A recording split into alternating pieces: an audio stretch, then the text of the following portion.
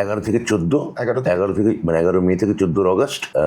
আর 11তে প্রথমে আমি উচ্চশিক্ষামন্ত্রী হই, তারপর কয়েক মাস পরে আমাকে স্কুল শিক্ষা দপ্তরটা দিয়ে দেওয়া হয়।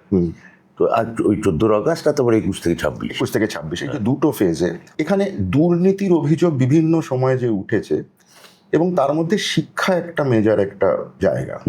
তো সেই শিক্ষার দুর্নীতি এবং শিক্ষার অব্যবস্থা, এইটার কোনো এফেক্ট ব্যক্তিগতভাবে তোমার ভোটে পড়বে কি মনে হয়? এই শিক্ষার দুর্নীতি যদি ভোটের প্রভাব পড়তো তাহলে সেটা 24-এ ভোটে আরো বেশি পড়ার কথা।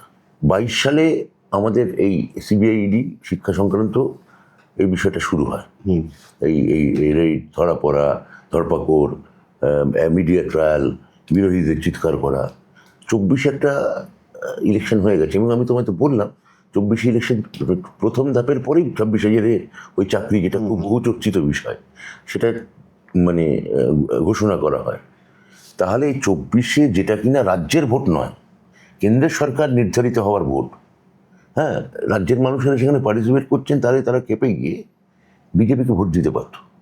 যেহেতু বিজেপি এখানে আমাদের মূল বিরোধী দল, লেফট 24 সালেও আমাদের এখানে প্রায় মানে শুকিয়ে এসছে, মানে রেজাল্টের নিরিখে আর কি।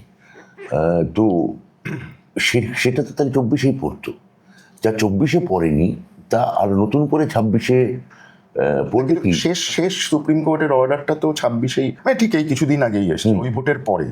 ততদিন অবধি তো জিনিসটা বিচারাধীন ছিল, সেইটার এফেক্ট কি পড়বে? না, সেই সুপ্রিম কোর্টের অর্ডারে কি বলা হয়েছে যে 26,000 যেমন চাকরি গেছে, আবার তাকে ফেরত নেওয়ারও একটা প্রক্রিয়া জারি করার কথা বলা হয়েছে, এবং সেটা জারি করা চলছে। তাদের সবাই ফেরত পাবে, তাহলে আর নতুন করে কি প্রভাব পড়বে?